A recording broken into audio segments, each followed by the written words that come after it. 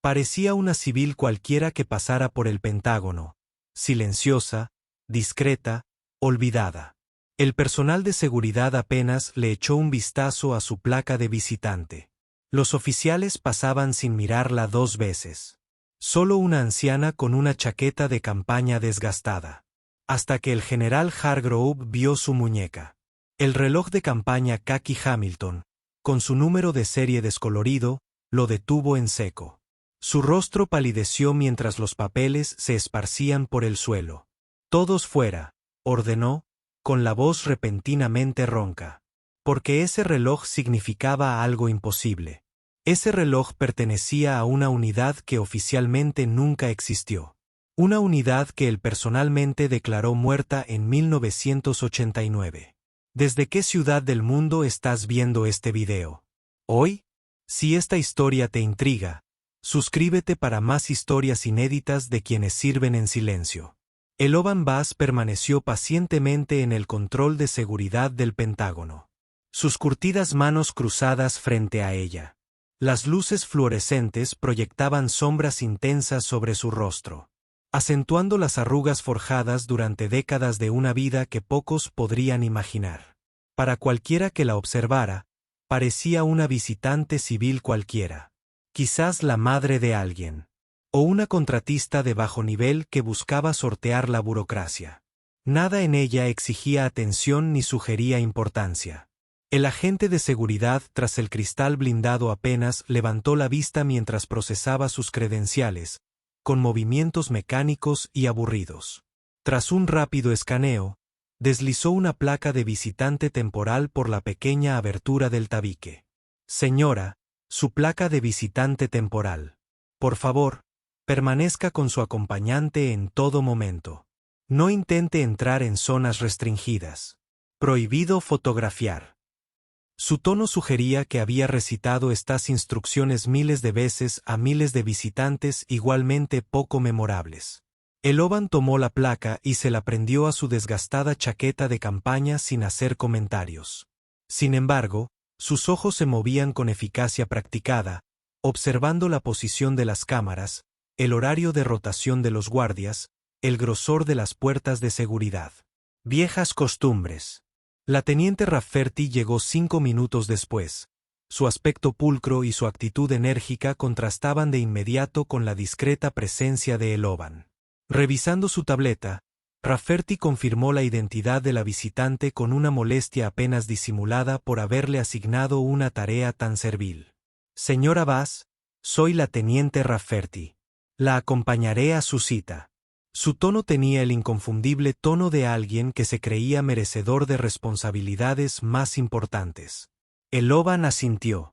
Gracias, teniente.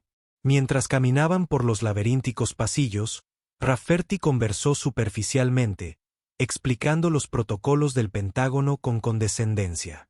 Suponiendo que Elovan nunca había estado en una instalación militar. Tenemos 5 anillos concéntricos en este edificio, etiquetados de la A a la E. Actualmente estamos en un anillo que se dirige hacia las intersecciones. Puede ser abrumador para los civiles. Manténgase cerca.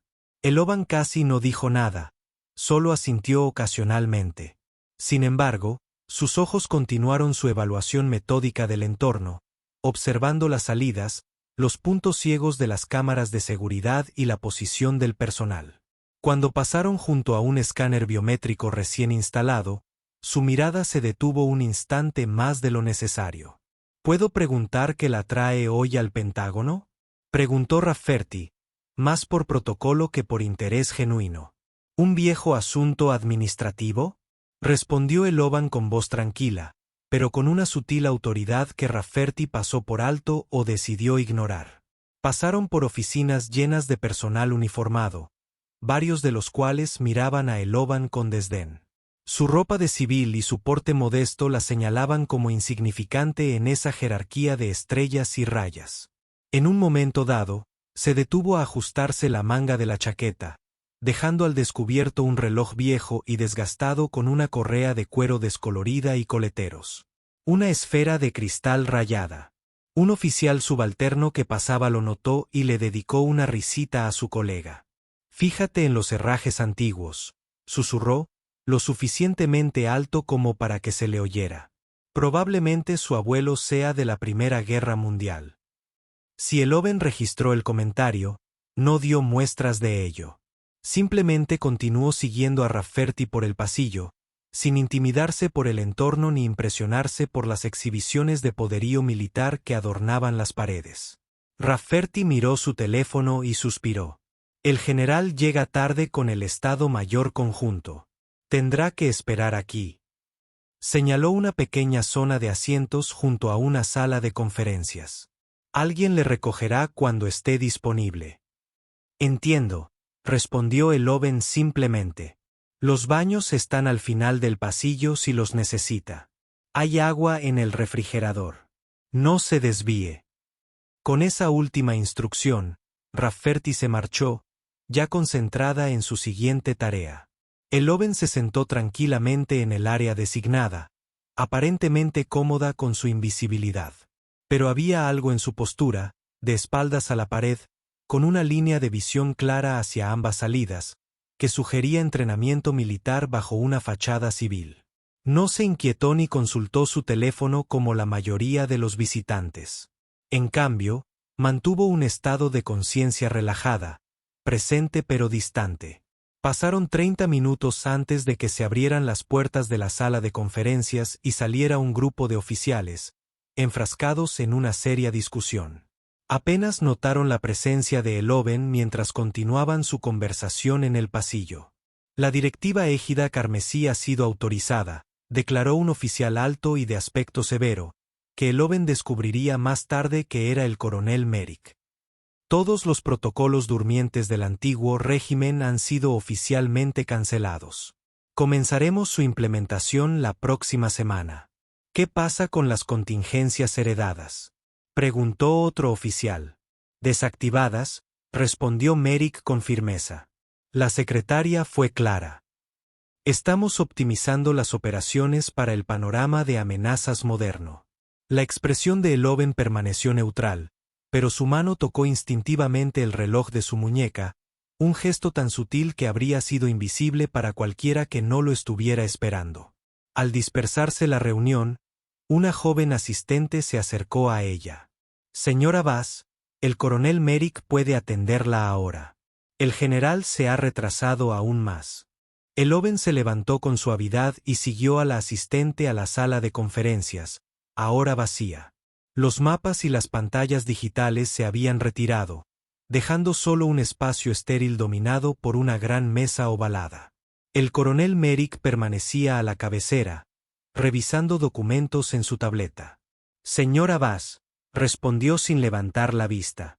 Entiendo que ha solicitado hablar con el general Hargrove.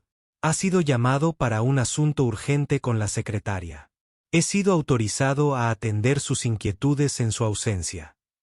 Agradezco su tiempo, coronel, respondió Eloben, y solo se sentó después de que Merrick se lo indicara. Entonces, continuó Merrick, finalmente levantando la vista con impaciencia apenas disimulada. ¿Por qué asuntos de veteranos está aquí?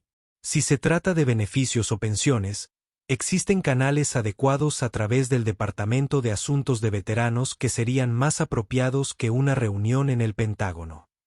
No se trata de una pensión, interrumpió Eloben en voz baja. Era la primera vez que hablaba sin que se le pidiera, y algo en su tono hizo que Merrick se detuviera un momento. Eloben metió la mano en el bolsillo de su chaqueta y sacó un documento amarillo en una funda de plástico. Se trata de un asunto de 1989, la operación Stillwater. La expresión de Merrick cambió casi imperceptiblemente. No conozco ninguna operación de ese tipo. Pocos lo estarían, reconoció Eloben, pero el general Hargrove participó directamente en su terminación. Antes de que pudiera explicar más, la puerta de la sala de conferencias se abrió y entró el general Thaddeus Hargrove, revisando los archivos que le había entregado un ayudante. Su uniforme cargaba con el peso de décadas de servicio. Con decoraciones y medallas contaban la historia de las personas que estuvieron en el mundo. La historia de una distinguida carrera que abarcó múltiples conflictos. Coronel, ¿Es este nuestro 1430? Preguntó Hargrove sin levantar la vista de sus documentos. Sí, señor. La señora Bass afirma tener un asunto urgente relacionado con la operación Stillwater de 1989. ¿Dice que usted participó personalmente? Hargrove finalmente levantó la vista, con su práctica sonrisa diplomática ya formándose. Señora, ¿cómo puedo? Sus palabras se detuvieron bruscamente. Su mirada se posó en la muñeca de Eloben, donde su manga se había retirado para revelar el arrogante reloj de campaña Hamilton. El número de serie descolorido en un costado se convirtió de repente en el detalle más importante de la habitación. La atmósfera cambió al instante. El rostro de Hargrove palideció. El expediente que tenía en las manos resbaló. Los papeles se esparcieron por el suelo. Nadie se movió para recogerlos. Todos fuera, ordenó Hargrove, con la voz repentinamente ronca. Ahora, el coronel Merrick dudó, confundido por la reacción de su superior. Señor, dijo todos fuera. La voz de Hargrove chasqueó como un látigo, con una autoridad que no admitía discusión. Los ayudantes y oficiales subalternos obedecieron de inmediato, saliendo en fila con miradas curiosas hacia atrás. Merrick fue el último en irse, con una expresión mezcla de confusión y preocupación mientras cerraba la puerta tras él. Solos en la sala de conferencias, Eloben y Hargrove se miraron en un momento de pesado silencio. Décadas de historia no contada pendían entre ellos. Ese número de serie, susurró finalmente Hargrove, sin apartar la vista del reloj. Kaki 7. Designación de unidad DW-113. Tragó saliva con dificultad. No puede ser. Ayoban sostuvo su mirada fijamente. Pero yo soy. La mano de Hargrove buscó el respaldo de una silla para estabilizarse. Mi oficina. Ahora. Caminaron en silencio hacia la oficina privada de Hargrove, un espacio decorado con fotografías del general junto a presidentes y dignatarios extranjeros. Premios y condecoraciones cubrían las paredes, contando la historia de una distinguida carrera militar. Ninguno de ellos, sin embargo, hacía referencia a nada relacionado con lo que había causado su reacción al reloj de Ayoban. La puerta se cerró con un fuerte clic. Hargrove se movió a un panel cerca de su escritorio y presionó una secuencia de botones, desactivando las cámaras de seguridad en la esquina. Luego se sentó pesadamente detrás de su escritorio, visiblemente conmocionado. «Están muertos», dijo sin rodeos. «Todos ustedes. Firmé los papeles yo mismo en el 89. Todo el protocolo Kaki terminó después de que cayera el muro». La actitud tranquila de Ayoban permaneció inalterada. ¿Alguna vez te preguntaste por qué nunca recuperaste cuerpos? Hubo una explosión. La inteligencia confirmó la pérdida total de la casa de seguridad y de todo el personal. Los soviéticos habían descubierto su celda. La inteligencia se equivocó, interrumpió Ayoban. No nos extrajeron porque alguien quisiera que nos quedáramos en el lugar. La Guerra Fría no terminó para todos, general. La compostura profesional de Hargrove se desmoronó aún más. 36 años. ¿Lleva 36 años en activo? ¿Sin contacto? ¿Sin apoyo? Eloben finalmente se quitó su desgastada chaqueta de campaña. Debajo, sus brazos lucían cicatrices descoloridas que denotaban batallas libradas lejos de casa. Se arremangó, revelando por completo el reloj Hamilton. ¿Sabe lo que significa cuando un operador de Kaki regresa con su reloj puesto, general? El rostro de Hargrove mostró un creciente horror. Significa que se han cumplido los parámetros de la misión. Significa activación. Hace 3 días, intercepté información que indicaba que la directiva Crimson Aegis que acaba de autorizar ha activado exactamente lo que el protocolo Kaki estaba diseñado para prevenir.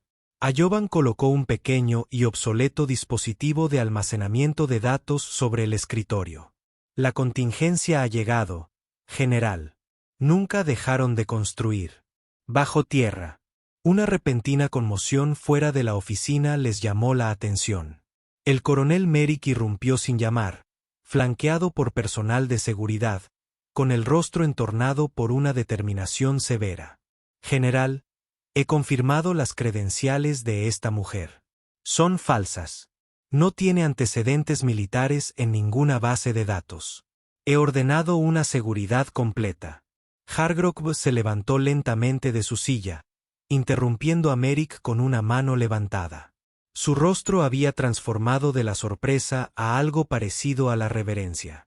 Coronel, dijo con tranquila autoridad, está en presencia del teniente comandante Aloen Bass, mención presidencial de unidad, cruz por servicio distinguido. Merrick se burló. Señor, no hay antecedentes. No lo sabría, interrumpió Hargrove. Entonces, para sorpresa de todos, se puso firmes y dirigió un saludo militar formal a Aloen. El teniente comandante Bass sirvió en una unidad que oficialmente nunca existió, bajo órdenes que nunca fueron escritas, en lugares que nunca reconocimos. El personal de seguridad intercambió miradas confusas. Hargrove continuó, su voz cobrando fuerza. Y si ella está aquí ahora, con ese reloj puesto, que Dios nos ayude a todos. Hargrove se volvió hacia Merrick, bajando la voz a un susurro controlado. Coronel, despeje mi agenda. Luego contacte al Estado Mayor Conjunto.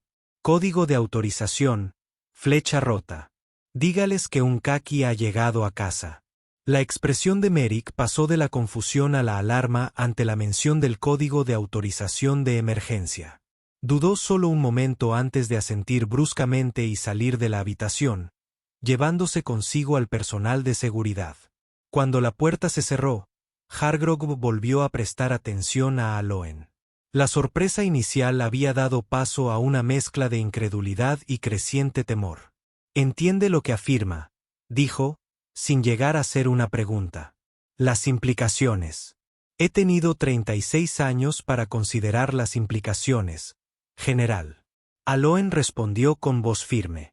«No estaría aquí si hubiera otra opción».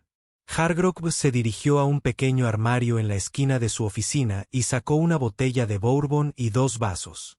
Sus manos temblaban ligeramente mientras servía, colocando un vaso frente a Aloen antes de tomar el suyo. «El protocolo Kaki fue diseñado como medida de seguridad», dijo en voz baja. «Una última línea de defensa si la escalada nuclear se volvía inevitable. 12 operadores, integrados en posiciones soviéticas clave, posicionados para sabotear las capacidades de primer ataque, si Moscú alguna vez daba la orden. 14 operadores», lo corrigió Aloen. 2 nunca estuvieron en los documentos oficiales de información. Hargrove la miró fijamente. «Dios mío». Aloen dejó su vaso intacto. «Cuando la Unión Soviética se derrumbó, la mayoría mantuvimos la posición, esperando la evacuación oficial. Nunca llegó. Los registros indicaban una explosión en tu casa de seguridad en Praga.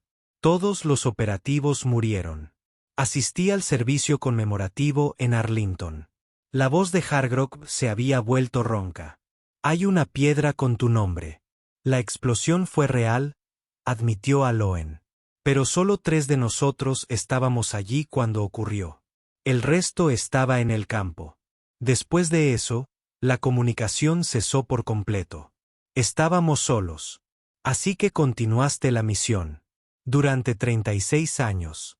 Algunos lo hicimos». Una sombra cruzó el rostro de Eloven. Otros tomaron decisiones diferentes. Hargrove dio un largo trago a su vaso antes de dejarlo. «¿Por qué ahora?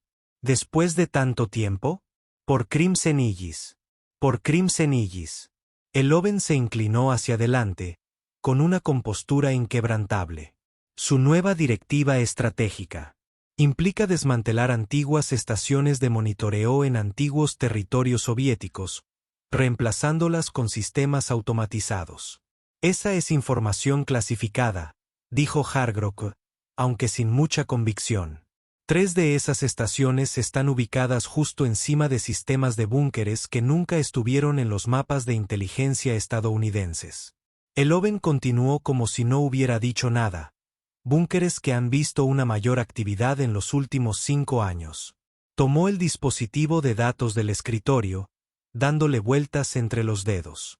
Los hemos estado observando construir algo general, algo que coincida con las especificaciones del antiguo sistema de mano muerta, pero con componentes modernos. Hargrove se quedó muy quieto. El sistema soviético de represalia automática, ese programa fue desmantelado. Oficialmente, sí, pero hay facciones dentro de la antigua estructura militar que nunca aceptaron la disolución del antiguo orden. Han estado trabajando en silencio, reuniendo recursos y forjando alianzas. Antes de que Hargrove pudiera responder, su teléfono seguro vibró. Respondió con un breve «Hargrove», y luego escuchó en silencio antes de decir «10 minutos». La sala de reuniones segura. Colgó y miró a Eloven con una mirada evaluadora. El Estado Mayor Conjunto se está reuniendo. Antes de unirnos a ellos, necesito saberlo todo. ¿Qué pasó después de Praga? ¿Cuántos de ustedes siguen operativos? ¿Y por qué, después de 36 años de silencio, deberíamos confiar ahora en su inteligencia? La confianza es un lujo que dejé de esperar hace décadas, respondió Eloven sin rencor. En cuanto a lo que pasó después de Praga, esa es una historia que llevaría más tiempo del que tenemos. La versión corta es que nos adaptamos, sobrevivimos, seguimos observando. Finalmente, tomó el vaso que Hargrove le había servido, sin beber, sino pasando el dedo por el borde. Después de la explosión, los que quedamos nos separamos. La comunicación se volvió demasiado peligrosa. Cada uno mantuvo su identidad encubierta y continuó recopilando información de forma independiente. ¿Cuántos siguen activos? 4. Que yo sepa con certeza. Posiblemente otros 3. Hargrove abrió los ojos de par en par. Han tenido contacto. Mínimo. Puntos de entrega secretos, en su mayoría. Mensajes codificados y anuncios clasificados. Métodos antiguos, pero efectivos. La mirada de Eloven se volvió distante. Yevgeny murió en 2008. Sufrió un infarto en Minsk. Catherine fue comprometida en 2011. Nunca encontramos a Westlake. Hargrove anotó los nombres con reverencia. ¿Y los demás? Seguían en sus puestos. Seguían observando. Eloven se puso de pie, alisándose la ropa de civil con precisión militar. Deberíamos unirnos al Estado Mayor Conjunto. Su equipo de criptografía debe analizar los datos de ese dispositivo de inmediato. Mientras caminaban por los pasillos hacia la sala de reuniones segura, la postura de Hargrove había cambiado. Ya no guiaba a Eloven, sino que caminaba a su lado, a su ritmo. El personal del Pentágono con el que se cruzaron notó el cambio, la extraña deferencia que mostraba hacia esta civil común y corriente. El coronel Merrick los recibió fuera de la sala de reuniones. Su anterior desconfianza se transformó en eficiencia profesional. Están reunidos, señor. El secretario de Defensa Whitfield se ha unido remotamente. Gracias, coronel. Hargrove se volvió hacia Eloven. ¿Está listo para esto, comandante? El título militar, sin usar durante décadas, pareció tomarla momentáneamente desprevenida. Hizo un pequeño gesto de asentimiento, casi imperceptible. Procedamos. La sala de guerra estaba llena de los oficiales militares de más alto rango del país cuando entraron. La conversación cesó de inmediato cuando todas las miradas se posaron en la mujer civil que acompañaba al general Hargrove. Las enormes pantallas de la sala mostraban mapas de posicionamiento global y diversas fuentes de datos, y la luz ambiental los iluminaba a todos con un frío resplandor azul. El general Hargrove se dirigió a la cabecera de la mesa, pero no se sentó. Damas y caballeros, agradezco su pronta respuesta a la autorización de Broken Arrow. Lo que voy a compartir es clasificado al más alto nivel. Señaló a Eloven. Esta es la teniente comandante Eloven Bass. Hasta hace aproximadamente 2 horas, figuraba oficialmente como muerta en combate en 1989. Los murmullos se extendieron por la sala. La comandante Bass formaba parte de una unidad de operaciones secretas conocida como el Protocolo Khaki, un contingente encubierto desplegado en territorio soviético durante la Guerra Fría. Su misión era servir como nuestro último mecanismo de seguridad en caso de una escalada nuclear. El secretario de Defensa, visible en una gran pantalla al fondo de la sala, se inclinó hacia adelante. ¿Está diciendo que esta mujer ha estado operando como agente encubierta desde la Guerra Fría? ¿Sin autorización ni control? Sin abandonar su puesto, corrigió Hargrove con firmeza, y nos ha proporcionado información de vital importancia. Asintió con la cabeza hacia Aloen, quien dio un paso al frente. Por primera vez, su actitud cambió sutilmente. Era un terreno familiar, la reunión informativa con oficiales superiores.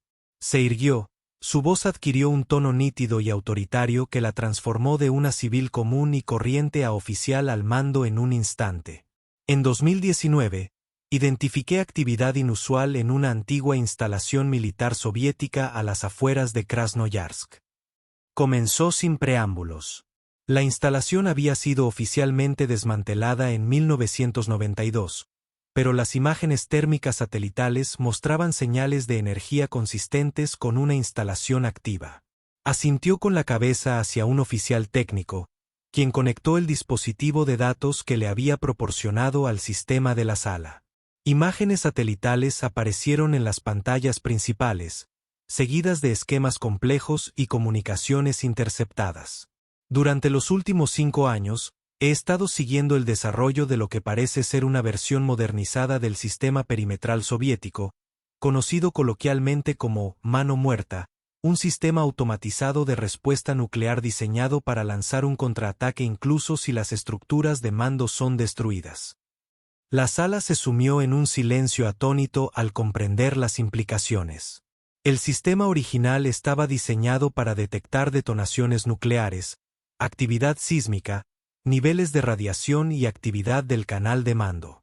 Si registraba condiciones de ataque y no podía contactar con las autoridades de mando, lanzaría automáticamente los arsenales nucleares restantes contra objetivos preprogramados.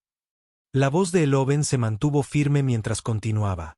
Lo que están construyendo ahora incorpora tecnología moderna, incluyendo sistemas de decisión con IA y enlaces satelitales a múltiples instalaciones. Lo más preocupante es que parece diseñado para operar independientemente del control estatal, accesible a un pequeño grupo de exoficiales militares de línea dura. La voz del secretario de Defensa interrumpió la sala. Espera que reformemos toda nuestra estrategia basándonos en las afirmaciones sin verificar de un solo agente que ha estado sin supervisión oficial durante más de 3 décadas. Antes de que Hargrove pudiera intervenir, Eloven se dirigió directamente al secretario.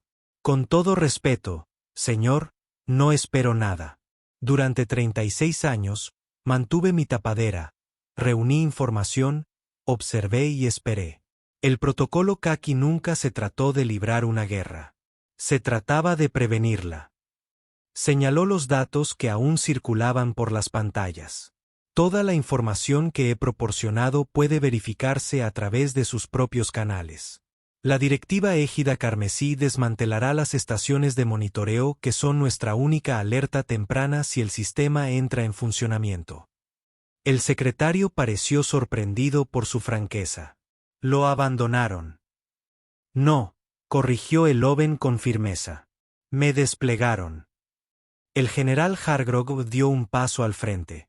La información que nos ha proporcionado la comandante Vaz ha sido verificada preliminarmente por nuestro equipo de criptografía. Si no hubiera mantenido su posición durante todos estos años, no habríamos visto esta amenaza. La sala quedó en silencio al comprender las implicaciones. Hay otros, dijo Eloven en voz baja. Otros Kakis. Siguen en sus puestos. Siguen vigilando. Siguen esperando. Los jefes del Estado Mayor Conjunto intercambiaron miradas de alarma. Hargrove se dirigió a la sala. La comandante Vaz no regresó a casa para ser reconocida. Vino a completar su misión. Y ahora, tenemos trabajo que hacer. Durante las 2 horas siguientes, la sala de guerra se convirtió en un hervidero de actividad concentrada. Se llamó a los analistas de inteligencia, Se establecieron comunicaciones seguras con los activos de campo y se redirigieron los recursos satelitales. Durante todo el proceso, Eloban permaneció en el centro, respondiendo preguntas con precisión y completando las lagunas de inteligencia que habían existido durante décadas. Al concluir la sesión informativa inicial y dispersarse los equipos a sus misiones, el secretario de Defensa solicitó una conversación privada con Eloban. La transmisión de video segura cambió a un canal encriptado, dejando solo a los tres, Eloban, Hargrove y el secretario en pantalla. Comandante Bass, comenzó el secretario, con un tono notablemente más respetuoso que antes. Le debo una disculpa. Su historial de servicio, a las partes a las que podemos acceder, es extraordinario. No es necesario que se disculpe, señor secretario. El escepticismo es saludable. Sin embargo, continuó, su país tiene una deuda con usted que jamás podrá saldarse. 36 años. Negó con la cabeza con incredulidad. ¿Qué pasa ahora? Eloban miró a Hargrove antes de responder. Ahora encontramos a los demás. Tráelos. Reunimos nuestra información. Y después de eso, insistió el secretario, ha dedicado toda su vida a esta misión, comandante. ¿Qué quiere cuando esto termine? Por primera vez, Eloban parecía no tener una respuesta inmediata. La pregunta de qué vendría después nunca había formado parte de sus cálculos. Primero lo primero, señor, respondió finalmente. Asegurémonos de que haya un después. La mañana siguiente amaneció clara y fría sobre Washington. D.C. Eloban estaba de pie junto a la ventana de su alojamiento temporal en Fort McNair, observando cómo la luz del amanecer se reflejaba en el Potomac. Por primera vez en décadas, había dormido en un lugar donde no necesitaba asegurar salidas ni preparar contingencias. La sensación era extraña, casi incómoda.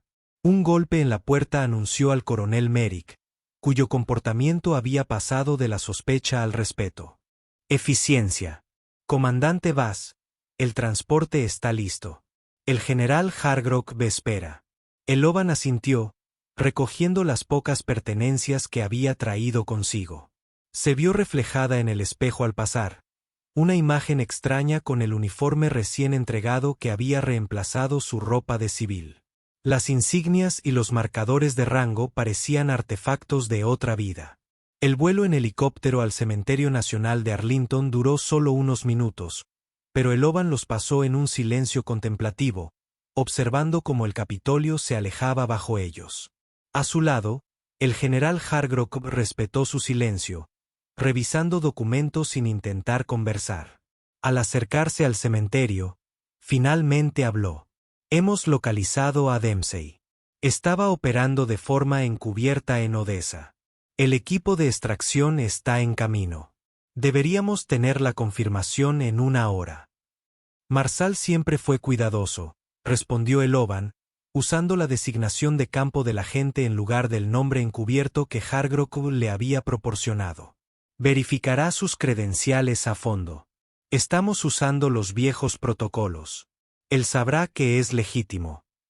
Eloban asintió, aunque algo en su expresión sugería escepticismo nacido de décadas de precaución.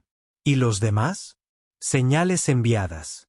Aún no hay respuesta de Kaki 3 ni de Kaki 9. Kaki 5 acusó recibo, pero indicó la necesidad de una extracción segura.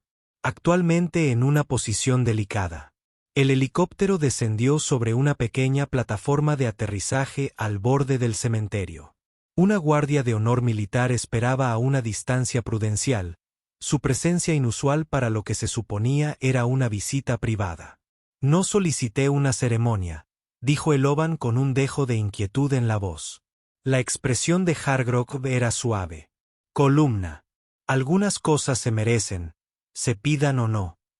Caminaron en silencio por el terreno, perfectamente arreglado, pasando junto a hileras de marcadores blancos que se extendían en perfecta formación a lo largo de las suaves colinas.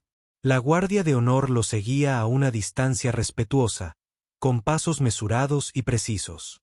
Finalmente llegaron a una pequeña sección algo apartada de las zonas más visitadas. Allí se alzaba un sencillo monumento de piedra, grabado con 12 nombres bajo el título Operación Stillwater, 1989. El Oban se detuvo a varios pasos del monumento. Su fachada serena mostraba su primera grieta al leer los nombres grabados. En piedra.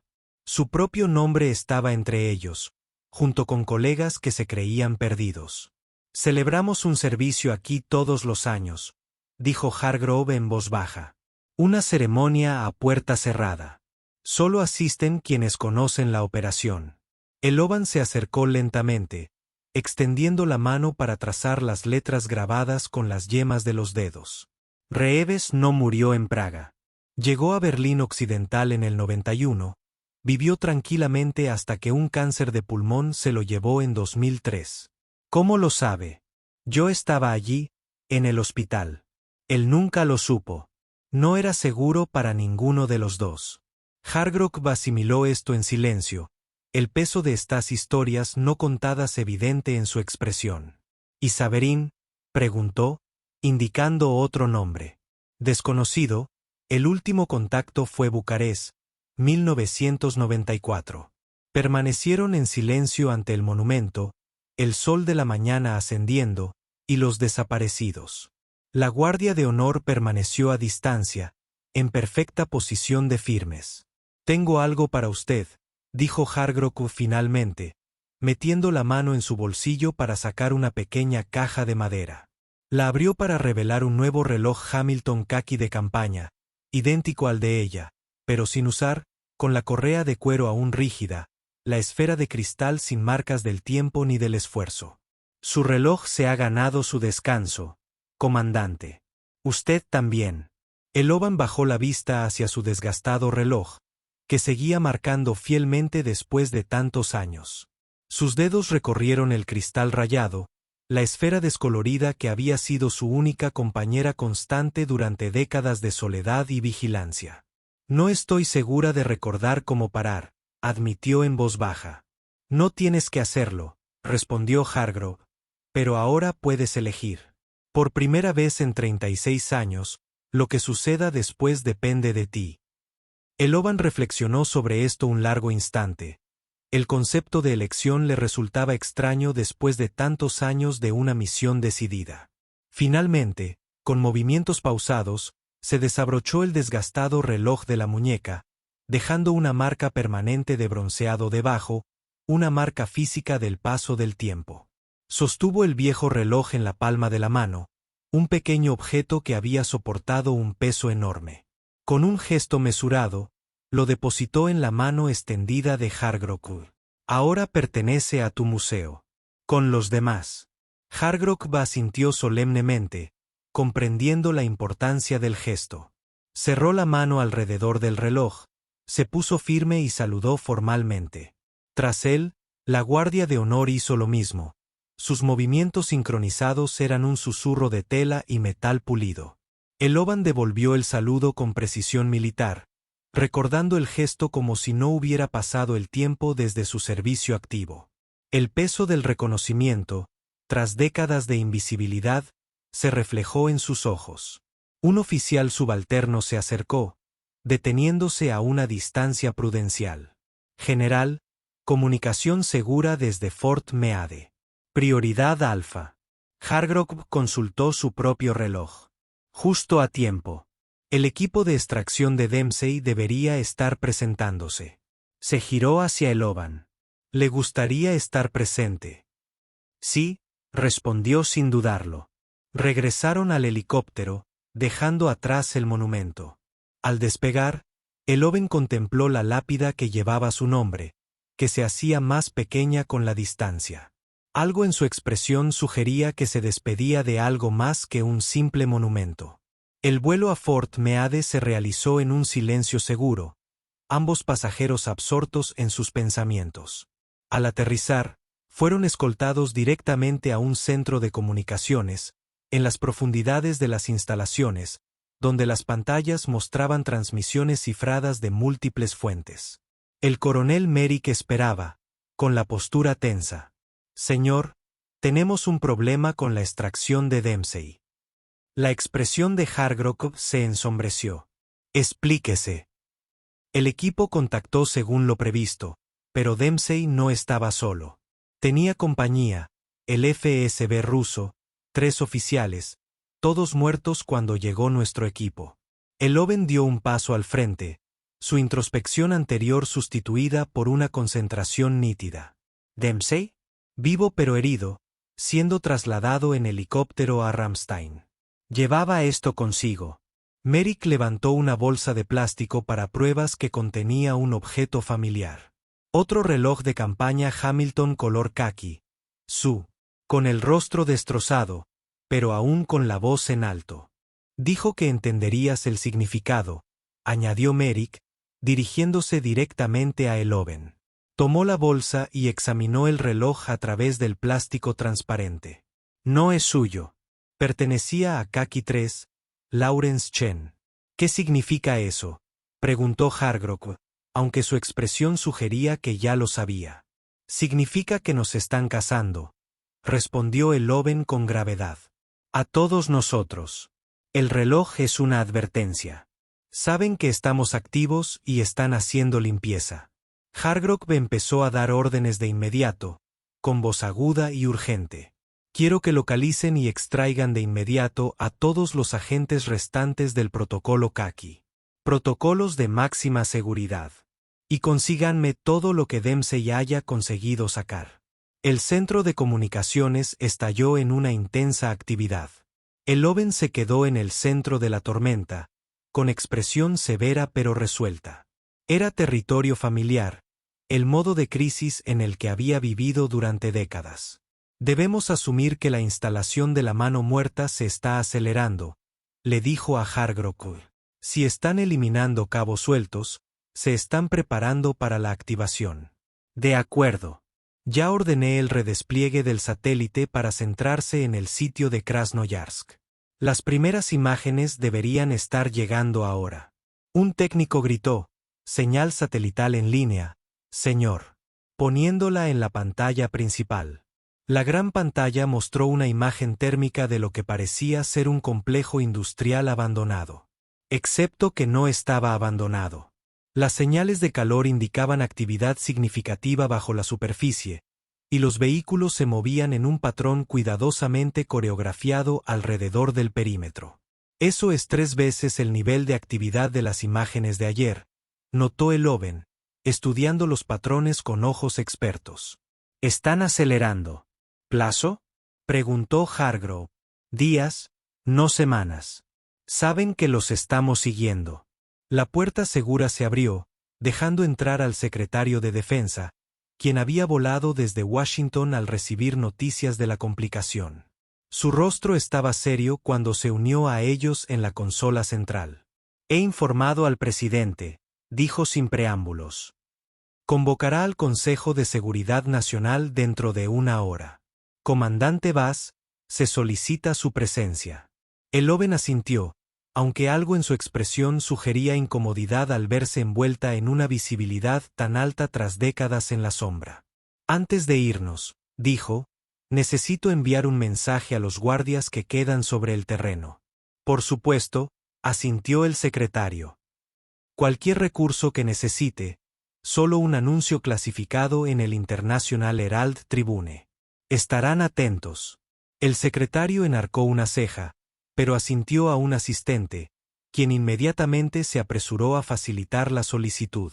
Mientras se preparaban para su regreso a Washington, Eloven se hizo a un lado con Hargrove.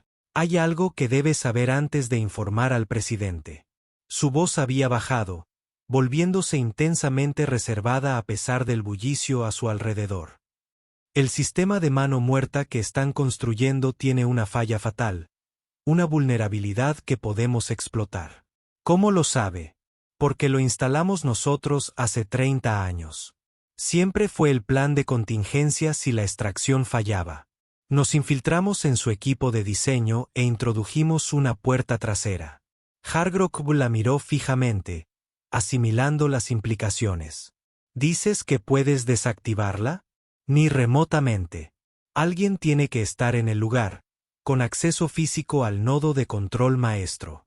Una misión suicida, declaró Hargrove rotundamente. Ayoban no lo contradijo. Ese era siempre el protocolo final. General, si todo lo demás fallaba. Antes de que Hargrove pudiera responder, los llamaron para que abordaran el helicóptero que los regresaría a Washington.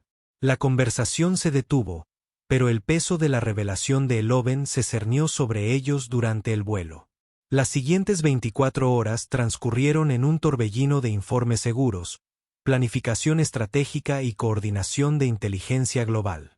Eloben se encontró en el centro de los más altos niveles de seguridad nacional.